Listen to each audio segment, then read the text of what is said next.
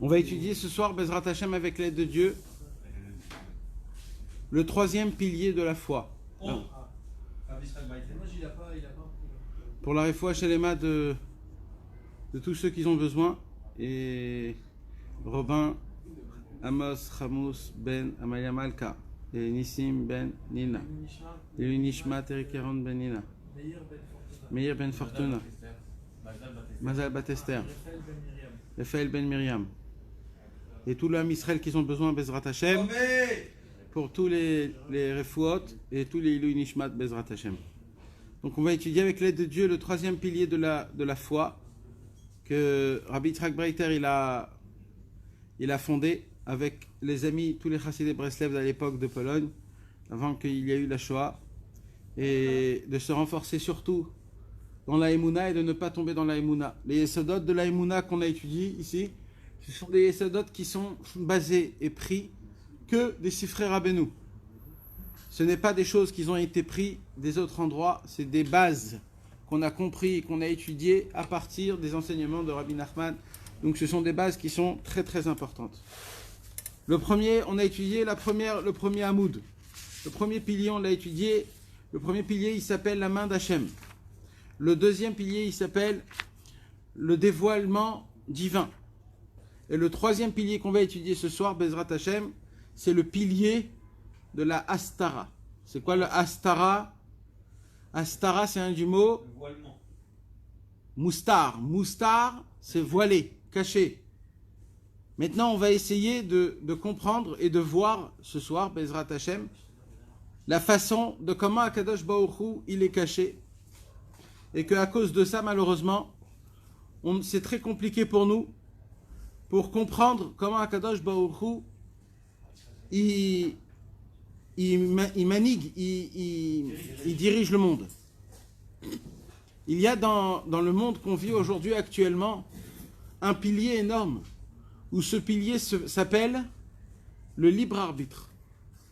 C'est quoi le libre arbitre? Le libre arbitre, c'est le choix. Akadosh Baruch Hu nous a fait un cadeau qui est exceptionnel. Ce cadeau, il s'appelle le libre choix. Un homme, il a le choix de choisir ce qu'il a envie de faire. Le bien comme le mal, et le mal comme le bien. Et pourquoi Akadosh Baruch Hu a institué ce qu'on appelle donc le libre arbitre? C'est pour nous donner à nous encore plus de sahar, de récompense dans le monde futur. Normalement, la volonté divine, elle est créative. Si Akadosh Baruch Hu, il veut quelque chose, ça se fait tout de suite. Mais le fait qu'il nous a donné le choix, c'est une invention qui est inexplicable. Que moi, en tant qu'être humain, moi, en tant qu'une création de Dieu, j'aurai la possibilité, le choix de pouvoir faire contre la volonté d'Hachem. Et que Hachem me laisse faire ce que j'ai envie de faire. Et ça s'appelle la prira, le libre arbitre. Le libre arbitre, donc, c'est une qualité de vie que grâce à elle, ou alors je peux tomber et périr dans les pénibles, dans les choses, dans les endroits très bas, les abîmes, ou alors, grâce à la prira, grâce au libre choix, j'ai la possibilité de pouvoir monter infiniment dans la Vodat Hashem. Partout, il y a le libre arbitre. Tout le temps, il y a le libre arbitre. Tout le temps, on est exposé devant le libre choix. De pouvoir faire ou le bien, ou alors de pouvoir faire le mal. Et mon travail à moi, c'est d'essayer, par rapport à ma pensée, de pouvoir essayer de faire toujours le bien. Mais mes amis, il y a des points, que ces points ils sont un petit peu compliqués, qu'on les retrouve dans notre vie, où là on est un petit peu exposé devant le mur. C'est un peu compliqué pour nous de gérer. Dans ces situations-là, là, c'est une grande question. Là, on est exposé devant le libre choix, et des fois, c'est pas, ça s'exprime pas en acte, ça s'exprime en pensée. Et là, c'est compliqué. Alors, je vais vous expliquer de quoi je vous parle. Il nous dit ici, dans le Hamoud Hastara, je commence à lire et je traduis. Yesod Ashlishi, le troisième pilier, ou Leïda, c'est de savoir, qui kol atavot, tous les plaisirs et les désirs qu'il y a aujourd'hui. Yesodotan, leurs racines, ils viennent d'où? D'où vient la racine de toutes les ta'avot? Pourquoi on tombe? Pourquoi il y a des fois des endroits où on glisse? Pourquoi? Alors nous on croit parce qu'on a un grand Yetzer Hara, ou alors on croit parce qu'on est tenté, c'est compliqué. Là il dit non, c'est pas ça du tout. C'est quoi? C'est quelque chose qui est dans notre cerveau, que cette chose-là, elle fait en sorte que c'est à cause de ça qu'on tombe tout le temps. Yesodotan ala kfira agdola shel hastara. La racine de la raison pour laquelle on tombe dans des fautes, c'est à cause de la kfira, de l'hérésie, la plus grande hérésie du dévoilement, du cachement d'Hachem. Asher en shum adam nakim imena. Il n'existe aucun homme qui est propre de ça. C'est que tout le monde on l'a. Mais on l'a en quantité. Il y en a qui l'ont un petit peu, il y en a qui l'ont un peu plus, et il y en a qui l'ont beaucoup, beaucoup. Mais ça, c'est une hérésie. C'est la plus grande hérésie du monde. Elle se cache en nous. Et cette hérésie-là, elle fait en sorte de nous faire tomber tout le temps. C'est quoi cette hérésie-là? De quoi on parle? Vehu, c'est celle-ci. Kochi veotsem yadi asali et achai lazeh. C'est le fait qu'on croit que nous-mêmes, on arrive à obtenir quelque chose de nous-mêmes. Kochi veotsem yadi, c'est quoi Kochi veotsem yadi? Kochi, c'est ma force, et otsem yadi, c'est l'emprise de la puissance de ma main. Quand un homme, il vient et il construit un meuble, c'est qui a construit le meuble? C'est le menuisier. Il est venu avec sa perceuse, avec son marteau, il a pris des clous et il a commencé à faire. Il s'est fatigué, il a sué toute la journée. En fin de compte, il a fait une armoire, tout bien nickel. C'est qui l'a fait? C'est le menuisier. Mais là, il nous apprend, non, c'est Hachem qui a fait. Mais comment? C'est moi qui a pris la perceuse, c'est moi qui a percé. Là, on t'apprend, toi, on t'a juste utilisé. Mais c'est Hachem qui l'a fait. T'as pas mis de force dans ça. T'as pas eu de volonté dans ça. Ici, il nous apprend que quand un homme, il vit dans sa vie, obligatoirement, on est obligé de faire plusieurs choses. Dans la vie, on fait des choses, on crée des choses. Maintenant, c'est pas que dans des choses que je fais avec mes mains. C'est même des choses que j'apprends, des choses que je fais avec mon corps. Un homme, il apprend la Torah, il connaît la Torah. Alors qu'est-ce qui se passe? Qu'est-ce qu'il dit? Kochi veotsem yadi. C'est moi qui ai appris la Torah. C'est moi qui m'ai cassé. C'est moi qui m'ai efforcé. Je me suis mis dedans, j'ai réfléchi, j'ai compris, j'ai. Ça n'arrête pas. C'est aussi le j'ai fait Maïshtadlout. J'ai fait Maïshtadlout. Kochi veotsem yadi. Toujours moi. C'est moi qui a fait. Quand un homme, il va prier, qu'est-ce qu'il dit? Il dit, c'est moi qui a prié. C'est moi qui va prier. C'est pas Hachem qui parle dans ma bouche, c'est moi qui parle. Et ainsi de suite. Un homme, il va au travail. Quand il va au travail, il veut recevoir sa paye. Il va chez le patron, il lui dit, patron, donne-moi ma paye de ce mois-ci-là. Et là, le patron, il lui donne sa paye. C'est qui t'a payé? C'est ton patron? C'est le fait que tu as travaillé? C'est le fait que tu es dehors et que tu as trouvé un travail? C'est qui te paye? C'est Hachem qui te paye. C'est ni le patron, ni ton travail. Parce que du jour au lendemain, ton patron, il peut tomber. Et du jour au lendemain, toi aussi, tu peux arrêter de travailler. Et tu verras que quand même, Akadosh Baruch Hu, il continue à te donner de quoi manger, de quoi boire et où dormir sous un toit. Il continue à te donner des habits et tous les habits de tes enfants et de toute ta famille et tous les besoins que tu as besoin. Malgré que tu n'as pas reçu de paye. Pourquoi?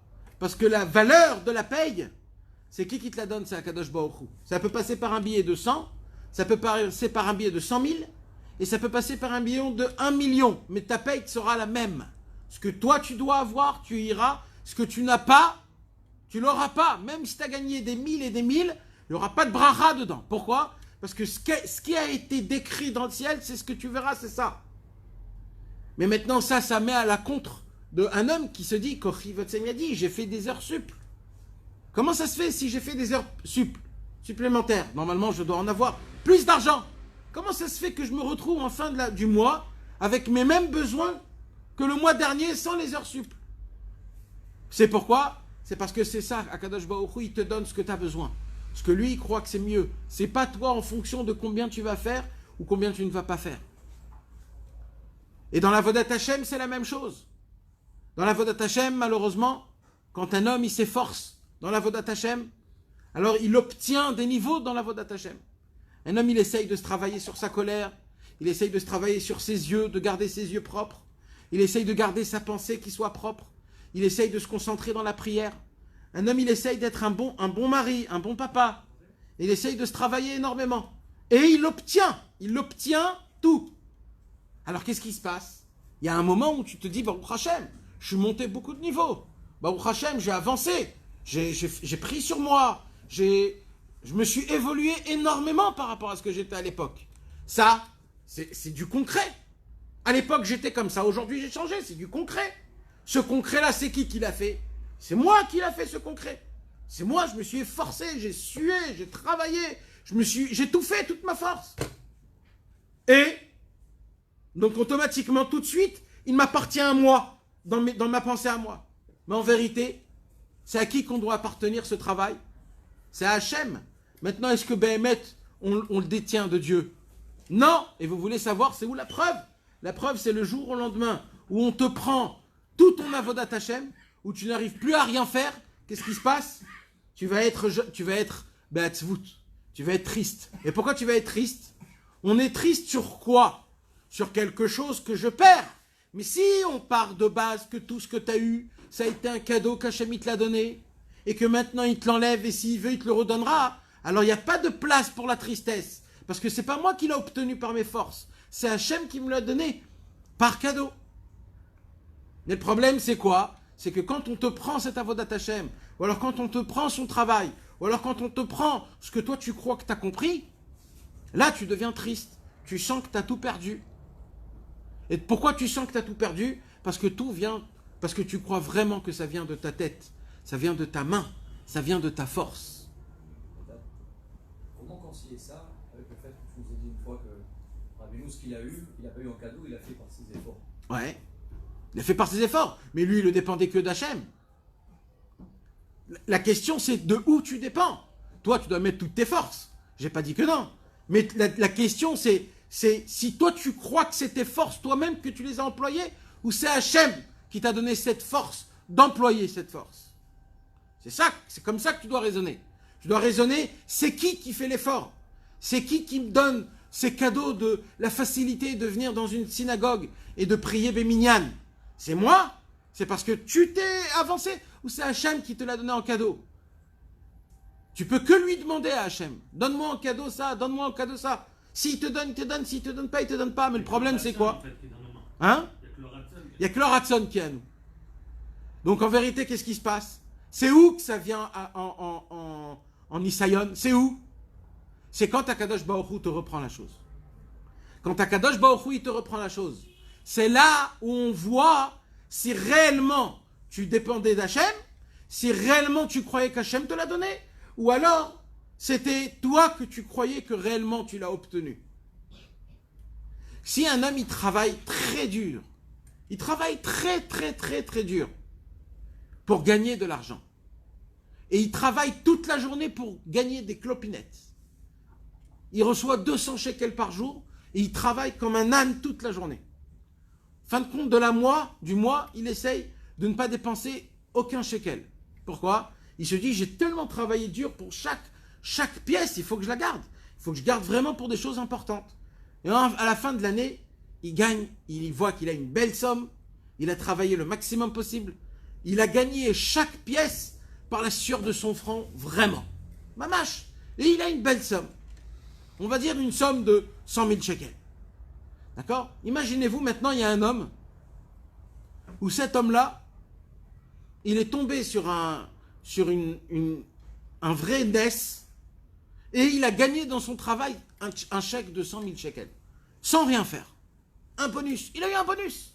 100 000 shekels. Imaginez-vous maintenant, l'homme qui a travaillé quand il perd ses 100 000 shekels, qu'est-ce qui lui arrive? Et qu'est-ce qui lui arrive à la personne qui a gagné vite fait les 100 000 shekels? Qu'est-ce qui lui arrive? La différence, elle est énorme. Celui qui a travaillé pour chaque pièce, quand il perd les 100 000 shekels, qu'est-ce qu'il voit lui quand il a perdu les 100 000 shekels? Il ne voit pas que les 100 000 shekels. Et qu'est-ce qu'il pouvait obtenir avec? Il voit toute la sueur, il voit tout le travail, il voit tout ce qu'il a fait pour ne pas les dépenser. Il voit tous les endroits où il pouvait kiffer, il voit tout ça s'en aller en fumée. Lui, quand ces 100 000 y partent, c'est très grave. Par contre, celui qui a gagné en bonus 100 000 shekels, son patron lui a dit, t'as gagné 100 000, 1 heure après, il les a perdus. Pendant 1 heure, il a eu ses 100 000 shekels. Quand lui, il les perd, qu'est-ce qu'il voit perdre, lui? Il voit perdre la somme de 100 000 et ce qu'il pouvait peut-être rêver à acheter. Mais comme il les avait que pour 1 heure, il n'a pas eu le temps beaucoup de rêver. Donc en fait, lui, il a mal au cœur. Mais c'est très vague. En espace d'une journée, il peut l'oublier, cette histoire. C'est exactement la même chose dans le service divin. Dans le service divin, quand un homme, il sert à Kadosh Baruch Hu, et il s'efforce pour servir à Kadosh Baruch Hu, le jour où il tombe, là, la question se pose. Ça sera quoi la réaction comment il va réagir? Si il tombe dans une tristesse énorme, jusqu'au désespoir, en se disant, je me suis tellement fatigué, je me suis tellement privé, j'ai essayé de toutes mes forces. Un homme comme ça qui pense de cette façon-là, c'est certain qu'il ne pourra pas se remettre de sa chute. Pourquoi? Parce qu'il le dépend de lui, parce qu'il dépend de ses efforts. Pour lui, c'est lui qui s'est fracassé. Pour lui, en fait, il voit quoi? Il voit toutes ces années se démolir. C'est ça qu'il voit, lui. Et ça, c'est très dur de l'accepter. Par contre, un homme que de base, il s'efforce dans la Vodat Hashem, mais lui, il sait quelque chose. Il sait que tout ce qu'il a obtenu, ça a été donné cadeau par Hashem. C'est pas du tout moi. Moi, j'ai même pas 1% de tout ce que j'ai réussi. J'ai même pas 1% de tout ce que j'ai atteint, de tout ce que j'ai acquis. J'ai rien du tout. Quand un homme, on lui reprend tout, cet homme-là, pour lui, presque il se passe rien. Pourquoi? Parce qu'il se dit, de tous les côtés, c'est la même chose. Même si je fais rien, c'est Hachem qui le fait. Et même si je fais quelque chose, c'est aussi Hachem qui le fait. Donc des deux côtés, jamais je tombe dans la tristesse. Pareil maintenant dans le travail. Un homme qui va au travail et qui comprend Béhémet que la parnassa, elle vient d'où? Elle vient d'Hachem. C'est pas parce que je me suis efforcé dans le travail. C'est pas parce que j'ai bien travaillé. C'est pas parce que le boss il m'aime. C'est pas parce que l'endroit il est sympathique. Non. Alors c'est pour quelle raison? C'est que Hachem Itbarach qui te donne la parnassa. C'est aucun rapport. Tu sais pourquoi tu travailles? Tu travailles parce que on a fauté. Plus on faute, plus on manque de Emouna. Et plus on manque de Emouna, on est obligé d'aller au travail. Mais en vérité, si j'aurais pas fauté, ma Emouna, elle serait très forte. Et j'aurais pas besoin d'aller au travail. La parnassa, elle viendrait jusqu'à chez moi à la maison. Comme ce que c'était avec la manne à l'époque en Égypte. Et si vous me disiez c'était qu'à l'époque, pourquoi on nous a demandé de garder un flocon de manne dans le Haron Abrit? Parce qu'il y a eu une histoire avec le prophète Jérémie. Quand le prophète Jérémie il est sorti devant les rues de Jérusalem avec les habits déchirés en criant de toutes ses forces, faites teshuva. Hachem il va détruire le temple. Qu'est-ce qu'ils lui ont dit les Bnei Israël? Les Bnei Israël lui ont dit on n'a pas le temps de faire teshuva. Il faut amener de la parnassa à la maison. Et là qu'est-ce qu'il a fait le prophète Jérémie? Il est rentré dans le Beth Amikdash, c'était un Kohen. Il a sorti le flocon de la manne du Aaron Abrit. Il a fait montrer au Ham Israël, il a dit regardez le flocon de la manne. Avec ça on a mangé pendant des 10 décennies. On a mangé de la manne, on n'avait pas besoin de parnassa parce qu'on avait la Emouna de Hachem. Alors aujourd'hui vous dites qu'il nous manque la Emouna, de là on apprend que cette histoire de flocon de manne, on peut la répéter pendant tout le temps, même aujourd'hui. Le problème, c'est qu'il n'y a personne grand comme le prophète Jérémie qui peut nous faire une tochara, une remontrance en nous faisant montrer qu'on n'a pas besoin d'aller au travail. Mais malheureusement, nous, on n'est pas des gens comme à l'époque. On est des gens qu'on a fauté énormément. Et même si on n'a pas tellement fauté, on revient de Gilgulim en Gilgulim, de Gilgulim en Gilgulim, où malheureusement notre émouna, elle a été salie énormément. C'est pour cela qu'aujourd'hui, ça fait partie de notre réparation d'aller au travail tous les jours et de travailler. C'est notre avodat Hashem. Alors, mais c'est quoi alors notre avodat Hashem dans ça? Notre avodat Hashem dans ça, c'est tu vas au travail et tu es persuadé que c'est qui te donne à manger? C'est Hashem Yitbarach. C'est pas si aujourd'hui. Et c'est quand qu'on va voir si réellement tu es réaliste dans ce que tu dis. Parce que si tu poses la question à tout le monde, de qui tu gagnes ton argent? Qu'est-ce qu'il va te dire? Ils vont tous te dire, bien sûr, c'est Hachem, merci Hachem, Todarabal Hachem. Hachem, c'est lui qui me donne la parnassa. Mais là, il nous dit, vous voulez savoir, c'est quand qu'on voit la sincérité de l'homme? C'est le jour où la parnassa s'arrête. Si le jour où la parnassa s'arrête, tu rentres et tu t'affoles, c'est la plus grande preuve que tu n'avais pas la émouna, qu'en vérité la parnassa, elle vient de Dieu. Parce que si elle vient de Dieu, tu crois qu'Hachem, il va te laisser tout seul? Vous savez, mes amis, il y a une halakha. Vous savez, c'est quoi la halakha? La halakha, c'est un enfant qui n'a pas la possibilité de pouvoir obtenir de l'argent et du travail. C'est qui doit lui donner à manger? C'est son père. Le Rambam, il est possèque la halakha, que tout le Ham Israël, il est de ce niveau-là. On est du niveau où on ne peut pas s'obtenir de l'argent même en travaillant. Pourquoi? Parce que c'est très compliqué le travail d'aujourd'hui. Donc quand un homme il n'a pas de travail, c'est qui doit lui donner à manger? C'est Hachem Yitbarach. Ça veut dire Hachem Yitbarach lui-même, s'il ne nous donne pas de quoi manger, de quoi boire, de quoi s'habiller, Beshefa, Akadosh Baruch Hu n'applique pas sa propre Torah. Et malheur à celui qui dit que Hachem n'applique pas sa propre Torah. Donc Hachem, il est obligé de nous donner à manger, pas parce que c'est nous, parce que c'est la Torah qui l'oblige.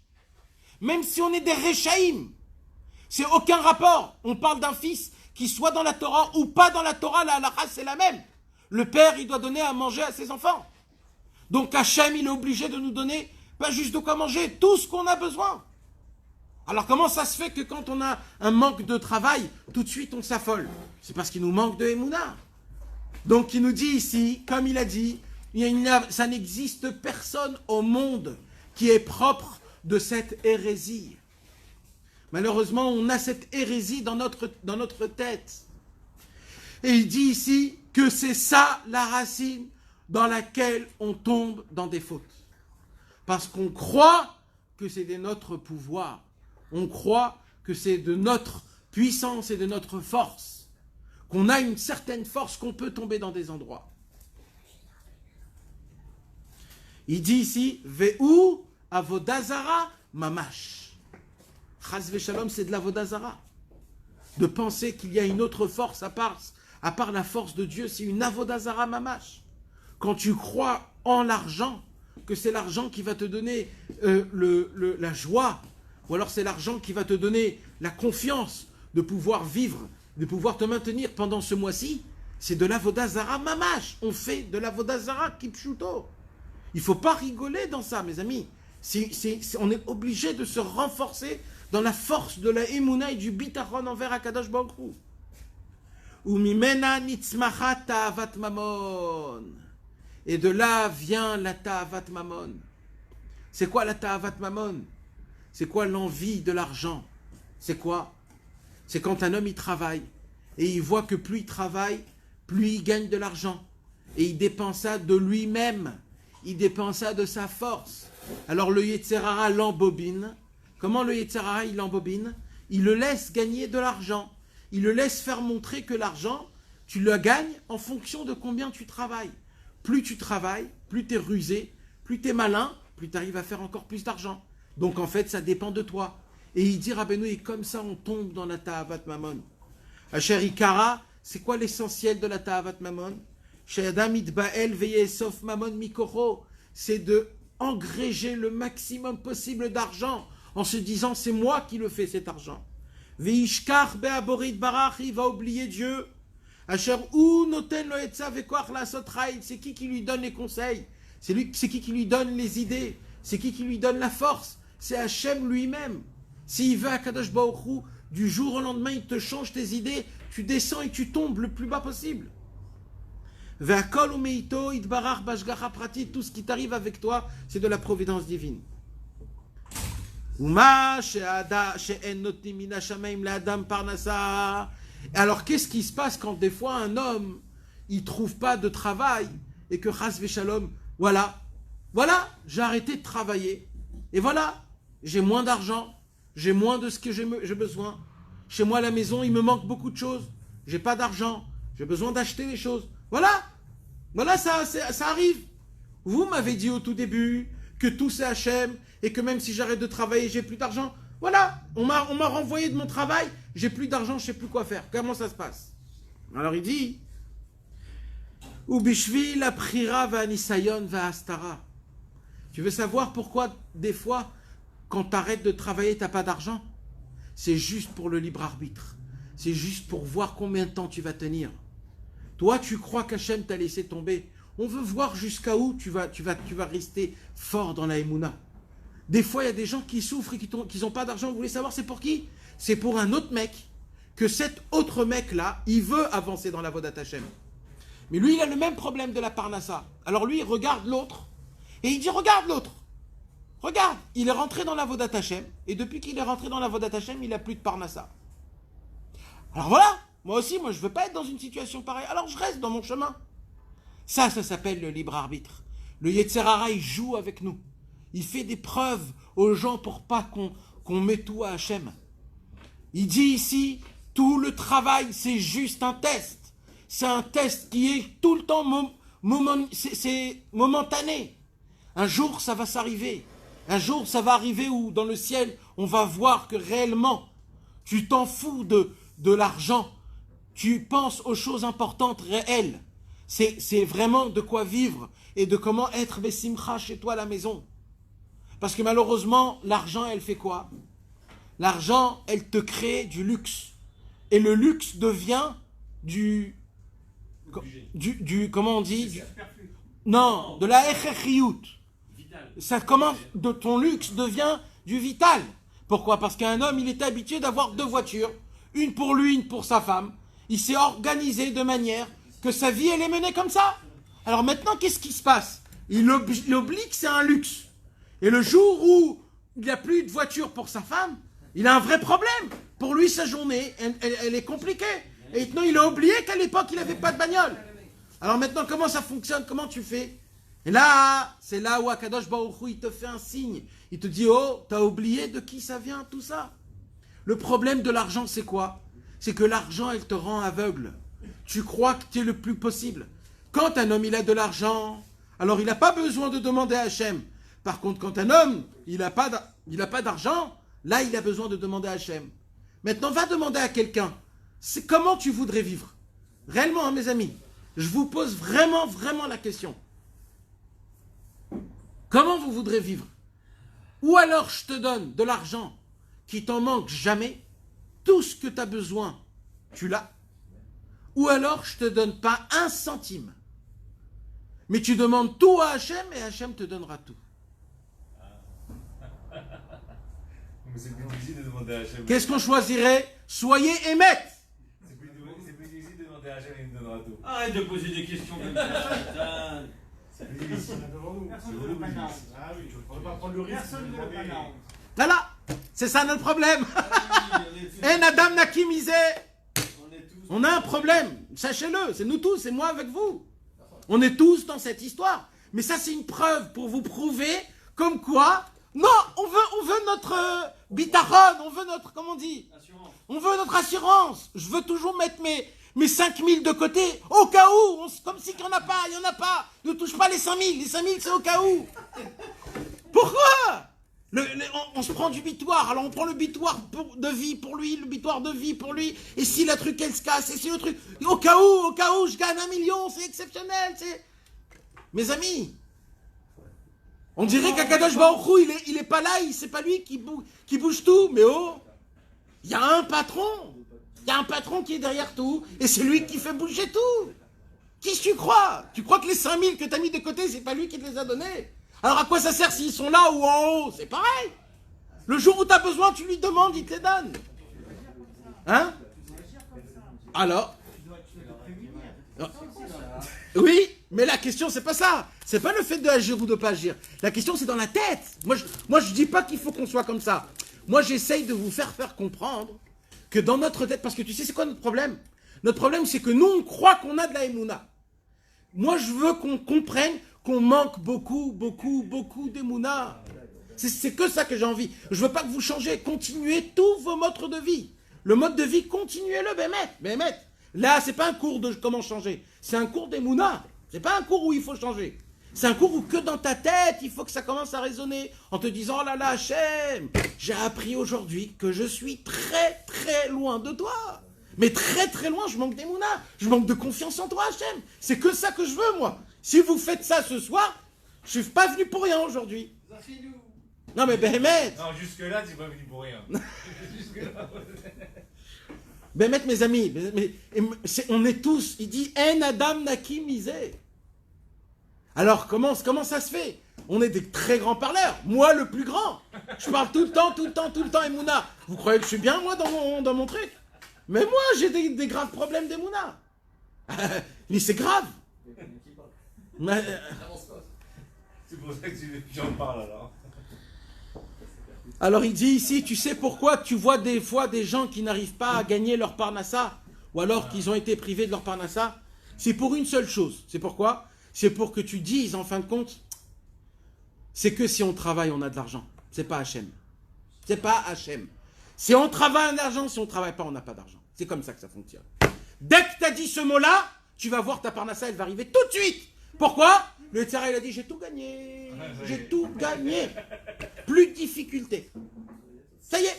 Tant que c'est toi tu crois que c'est toi qui t'emmènes de l'argent à la maison, c'est toi qui te le fais ton argent, c'est de l'argent qui est sale. Il n'y aura pas de bracha. Le jour où on te prendra tout, parce que un beau jour, c'est pas tous les jours pourrim.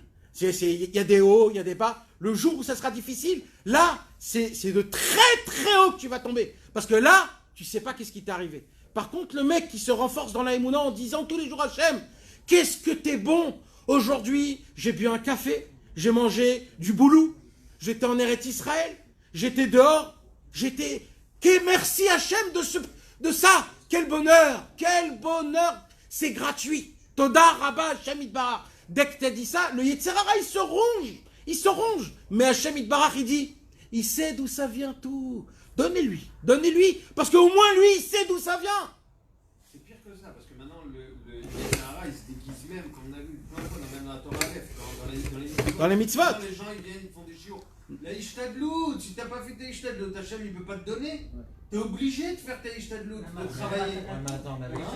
Alors, ça n'a rien à voir. Alors, Jonathan. Ça n'a rien à voir. Jonathan. Pour réparer, pas pour gagner ton oseille. Nahon, mais il faut savoir une chose. Que Bémet, de base, en vérité, Bémet, Akadosh Baruch Hu nous demande de la Ishtadlout. Bémet, de base, Akadosh Baruch Hu nous demande de faire une Ishtadlout. Mais, écoutez bien, moi, je vous dis, et ça, je peux vous le prouver dans des dizaines d'endroits de tous les livres que vous voulez, même qui n'est pas Breslev, que la Ishtadlout de aujourd'hui, de notre génération à nous, elle est zéro. Parce qu'aujourd'hui, tout est devenu superficiel. C'est pas comme à l'époque. C'est quoi la Ishtadlout de base? Je vous l'ai déjà expliqué, mes amis. C'est quoi? C'est le fonctionnement de la bracha. C'est-à-dire, tu laboures la terre et Hachem te donne la pluie. Si tu laboures pas et que Hachem te donne la pluie, il se passe rien. Nahon. Mais maintenant, la Ishtadlout d'aujourd'hui, elle est plus pareille. Pourquoi? Parce que tous les kelim, ils sont déjà faits. Tout est déjà fait. L'internet, tout est déjà fait. Aujourd'hui, tu n'es pas obligé de travailler comme à l'époque. À l'époque, il fallait créer l'ustensile pour la bracha mamash. Mais aujourd'hui, quand on est proche du Mashiach, les kelim, ils sont déjà tout faits. La preuve, aujourd'hui, on peut rester à la maison, travailler de la maison, gagner sa parnassa de la maison, acheter de la maison, tout faire de la maison. Pourquoi? Parce que le keli, il est déjà fait. Non, mais tu peux travailler, mais c'est pas dire que Dieu les a envoyés. Oui, moi je te parle au niveau du Inan de la Ishtadlout. Comme aujourd'hui, la Ishtadlout, en vérité, ce sont nos patriarches, nos parents qui l'ont fait pour nous pendant toutes les années d'avant. Aujourd'hui, la Ishtadlout, elle est déjà faite. Donc la seule ishtadlout qu'on doit faire, je ne dis pas il faut faire quelque chose. Mais ta ishtadlout, elle est par rapport à ta émouna. Voilà. Voilà, c'est tout. Non, mais pas que ça, le travail. C'est que la émouna, Jonathan. Oui. Si tu fais une ishtadlout au-dessus de ta émouna, c'est un ribouillard. Mais Voilà. Non, mais maintenant, quand tu crois que faut que je travaille plus pour avoir plus. Ah, mais c'est certain. Ça, c'est certain, Bevadaï. T'as un zman, Nachon. t'as fini, t'as fini. Ça veut dire que nous sommes dans une situation où on est plus que la dor du Midbar, qui devait sortir pour prendre la manne de dehors. Nous aussi, c'est de la manne, mon La frère. manne, elle était dehors. Maintenant, la manne, elle est dans la maison. Nachon. Elle est encore mieux encore. Exactement, c'est mamage ça. Parce qu'on est à la fin du Mashiach. Et comme le monde il se répare de plus en plus, alors automatiquement il y a ce qu'on appelle que tout a été réparé. Et comme tout a été réparé, la ishtadlout, on n'a plus besoin d'en faire comme à l'époque la ishtadlout. Parce que si tu prends la ishtadlout d'avant et la ishtadlout d'aujourd'hui, c'est deux mondes différents. La ishtadlout à l'époque, il fallait s'habiller, sortir, labourer la terre, semer, faire, etc. Aujourd'hui, tu n'as pas besoin de tout faire. Pourquoi? Le monde il est réparé. Le tikkun de Adam Arishon, on le répare en fur et à mesure. Donc maintenant, vous allez voir que petit à petit, on va encore moins et moins bouger. Regardez le iPhone. Qu'est-ce qu'il a fait le iPhone? À l'époque, tout c'était par rapport au marché, à l'ordinateur. Tu devais aller au travail pour l'ordinateur. Et le monde était sur ton ordinateur. Ils ont créé que maintenant, même dans ta poche, c'est dans ton téléphone. Tu n'as pas besoin de l'ordinateur. Partout là où tu es. Il te donne tout gratuit. Et c'est pas fini. C'est pas fini. L'homme est chané. Mais qui sont mes amis? Ce que je suis en train de vous dire, c'est que, en fait, le Yetzer Hara, il veut que tu dises un seul mot. C'est quoi? Parce que j'ai pas assez travaillé, eh ben j'ai pas gagné. Si j'aurais travaillé plus, j'aurais gagné plus. Là, le Yetzer Hara, quand tu dis ça, il a tout gagné. Et Akadosh Baruch Hu, il est en train de pleurer et de dire malheur. Et Tsaou Mifran Leze, un conseil. Matsanu Bezrat Hashem Itbarach Shemiske Adam Lechos Beze Yetaken Arbe Beze Adavar. On a trouvé une réparation à ça, pour qu'un homme puisse se situer. Vehu. Et c'est quoi? Chez Al, écoutez bien ce qu'il dit ici. C'est un conseil et c'est aussi un mifran, comme on dit, un test, pour voir où tu te situes. Écoutez bien. Chez Al, itraret, klal ou klal, masha'asa, oshenaase, eze, esek, beparnasato, aliado beatzmo. Aliede shenisbav bedato eze, etza shenatova. O aliede acher, shaliado nifsad lo beparnasato, kefi dato ata. Qui kol marchavot kaelu yerachek midato. Si un homme il vient il dit oh là là là là là là là là j'ai raté ce mois-ci à cause que je lui ai pas donné à lui de parler. Si je lui aurais donné à lui de parler, il y aurait rien qui se serait passé. Il dit ici, si tu dis ça, c'est la plus grande preuve que tu crois que c'est toi qui mènes le jeu.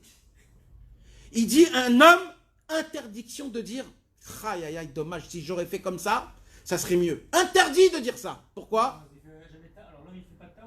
Mais il n'y a pas de kécher. Crois-moi, Yaakov, crois-moi que jamais on apprend réellement des taouyotes. Jamais. C'est une clane. On n'est pas comme ça. Là, il te dit comme ça. C'est une taout. Oui, c'est une taout. Je te dis pas que c'est pas une taout. Mais tu sais quoi? Cette taout, tu devais aller passer par là-bas. Ça devait t'apprendre. C'est comme ça. On n'apprend pas autrement. Tu devais aller parler par ça. Là, il te dit, un homme qui dit j'aurais dû faire, j'aurais dû dire, ou alors ça serait passé comme ça. Il te dit interdiction de dire ça. Pourquoi? Veyamin bashgacha pratit. Il faut qu'il croie dans la providence divine. Asher kol adiburim. Il doit croire que toutes les paroles qu'on a parlé dans le business, Ve'a marchavot et toutes les pensées qu'on a pensées, Asher diber ou oacher, que j'ai dit ou que l'autre il a dit, Asher aliadam balo efsed, qu'à cause de ça il a perdu son argent.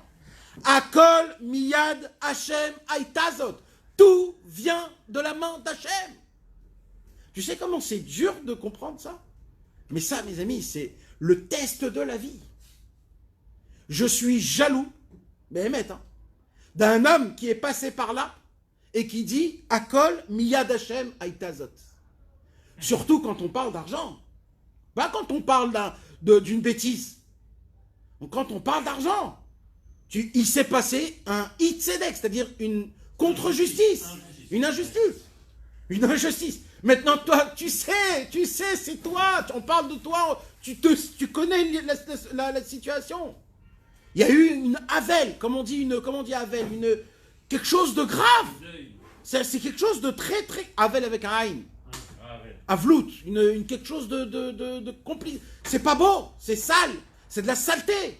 Hachem, il ne doit pas permettre quelque chose comme ça. Comment on laisse des choses pareilles? Et là, tu viens et tu te dis, moi, je comprends rien. Moi, je sais pas. Le Yetzer Hara, il est juste à côté. On veut te tester, on veut voir. Vous voulez savoir quelque chose, mes amis? Attends. Un homme, il peut venir toute une vie dans ce monde. 70 ans de vie pour un seul Nisayon comme ça dans toute sa vie. S'il le passe, il a gagné toute sa vie. Rien que pour un Nisayon comme ça vaut la peine de faire descendre un homme. S'il arrive à le prendre et à l'avaler, sans que ça lui fait mal à sa gorge et au ventre, oi, combien de mérite cet homme-là? Il vaut des dizaines de tzadikim. Parce que c'est facile d'être un tzadik, de se priver. C'est compliqué, mais c'est facile. Si tu es casse-tête, tu arrives, tu te lèves ratzot, tu vas au mikvé, tu pries Bechavana toute ta vie. C'est compliqué, mais c'est faisable. Mais qu'on te prend de l'argent, qu'on te fait quelque chose, ou alors quelque chose de très mal, et tu te tais, comme si de rien n'était, ça dit ça c'est pire, c'est plus qu'un humain, ça. Ça, c'est un ange. Je ne sais pas si vous avez entendu parler du Sdech Emed. Vous avez entendu parler du Sdech Emed? Rabbi Chizkiyahu Medini. Un tzaddik énorme, il est mort il y a à peu près 100 ans. Un posek halacha énorme. Si je ne me trompe pas, il habitait en Irak ou en Égypte, je ne sais pas, un truc là-bas, en Sfarad. Il a écrit donc un livre qui s'appelle le Sdech Emed. Son histoire à lui, son livre à lui qu'il a écrit, c'est un livre que, à l'époque, qu'il n'y avait pas d'ordinateur, c'est presque impossible à comprendre comment il a écrit ce genre de livre-là. Il a écrit une encyclopédie de halakha de tous les sfarim qu'il y avait à l'époque. À l'époque, il fallait les connaître, les livres. Il n'y avait pas beaucoup de livres. Son livre à lui, c'est une question jusqu'à aujourd'hui. Comment il a pu faire des livres pareils? 8 tomes de livres, une encyclopédie d'halakha, où quand tu veux ouvrir...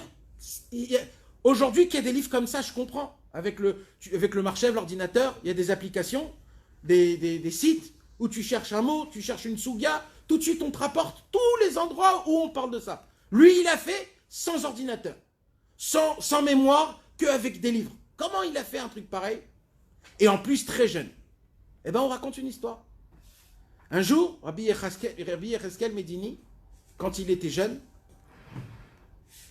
il est parti étudier dans une yeshiva loin de chez lui à la maison. Et on lui a donné une maison pour dormir et manger à côté de sa yeshiva, loin de chez lui. Et dans cette maison, c'est là-bas où le monsieur le recevait, il lui donnait de quoi manger, de quoi boire, un lit, etc., etc. Quand il revenait de la yeshiva, il dormait là-bas. Et de temps en temps, il revenait chez lui à la maison. Là-bas, il y avait une fille. Cette fille, elle était jeune. Elle est tombée amoureuse de Rabbi Yecheskel Medini. Et elle a commencé à parler à son père, peut-être tu fais un chidour, etc. Mais son père, il disait, papitom, lui, jamais il aura de l'argent, c'est un lamdan, il étudie la yeshiva, pourquoi tu veux te marier avec un... Et comme ça s'est étalé, jusqu'à un jour, elle est allée, cette fille-là, et elle a mis en épreuve Rabbi Yecheskel Medini. Je ne rentre pas dans les détails, vous comprenez tout seul. Rabbi Yecheskel Medini, il a été éprouvé énormément, mais il est sorti de la maison en vitesse, pour qu'il ne se passe rien du tout. Elle a été humiliée. Ça a été une honte pour elle que Rabbi Yecheskel il a dit non et qu'il est parti. Tellement ça l'a humiliée, elle est allée voir son père et elle a dit que Rabbi Yecheskel Medini l'a violée. Lui qui était un homme riche, que la communauté le connaissait, il est allé voir le Rosh Yeshiva. Le Rosh Yeshiva, il a dit, ton élève, Rabbi Yecheskel Medini, a violé ma fille. Le Rosh Yeshiva, il a amené toute la Kihila, toute la Yeshiva, tout le monde. Et devant tout le monde, il a levé Rabbi Yecheskel Medini, comment tu oses? Comment tu as fait quelque chose comme ça?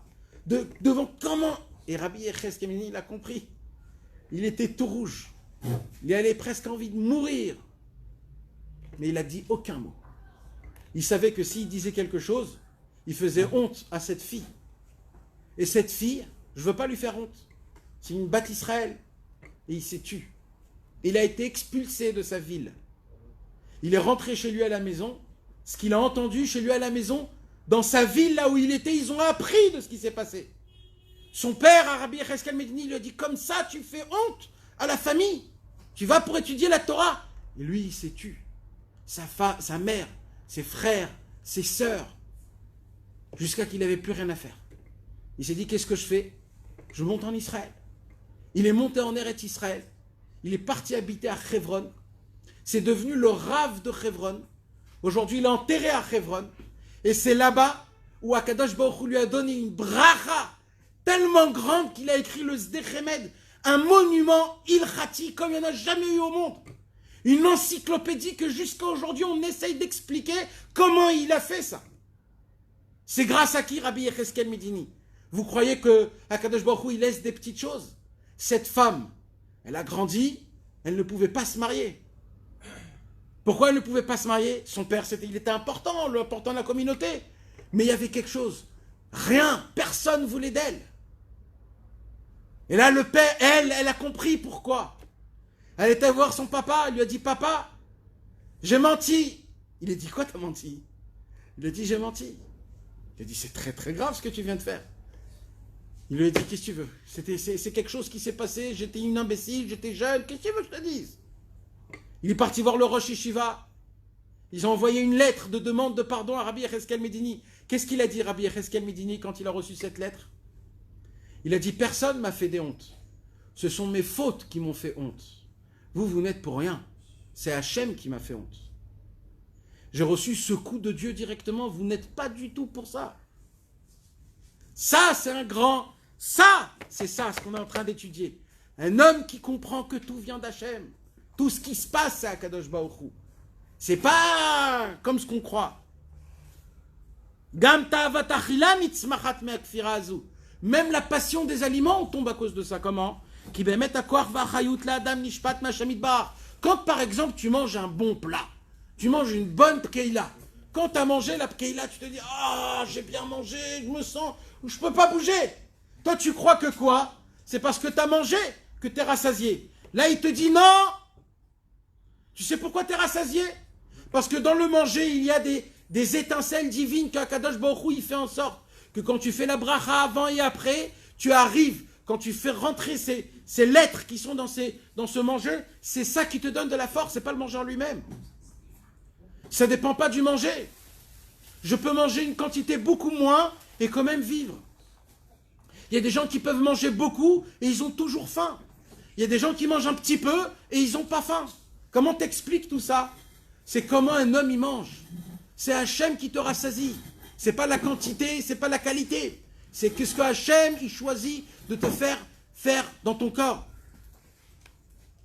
L'eda qui colle à corps va chayut ma ma'achal vegamata ma cher ou margish. Quand un homme il goûte une pastèque ou alors un melon, il croque dans le melon et il dit aïe aïe aïe, il est pas bon celui-là, il est pas sucré.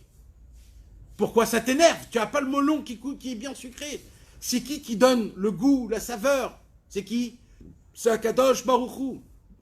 C'est pas pour rien, ça se peut qu'un autre il va goûter, et ce qu'il goûte pour lui c'est sucré. Toi tu goûtes parce que c'est pas sucré, c'est comme ça, Hachem il a fait comme ça. Akol ou me Hachem itbarach. Ve'ach bishvil habechira va'nisayon, mais que pour le libre arbitre, ça a été fait. Achayut derech ha'ma'achal, que Hachem il nous donne à manger, il nous donne le rassasiement et notre force par le manger. Mais en vérité, c'est Dieu qui nous le donne. Vezeu kol kavanat birkat haneinin. Et c'est ça la kavana qu'on doit faire quand on fait les brachot. She'akol yabidvaro, amotzi lechem min haaretz, etc. Amotzi lechem min haaretz, que Dieu a fait sortir du pain de la terre. Comment c'est possible qu'un pain aussi bon, aussi croustillant, ça sort d'une terre qui est complètement froide et sans goût? Quelqu'un peut expliquer ça? Personne ne peut expliquer. De la même façon que quand tu manges du pain, ça te donne de la vie. Où est le rapport? Mais c'est comme ça qu'Hachem a décidé. Donc il ne faut pas s'en faire dans rien. Tout Akadosh Baruch Hu, il t'a préparé, il t'a donné, tout Akadosh Baruch Hu, il a fait. Toi, tu dois juste t'appuyer sur lui. Vechen kol habrachot veday lamevin.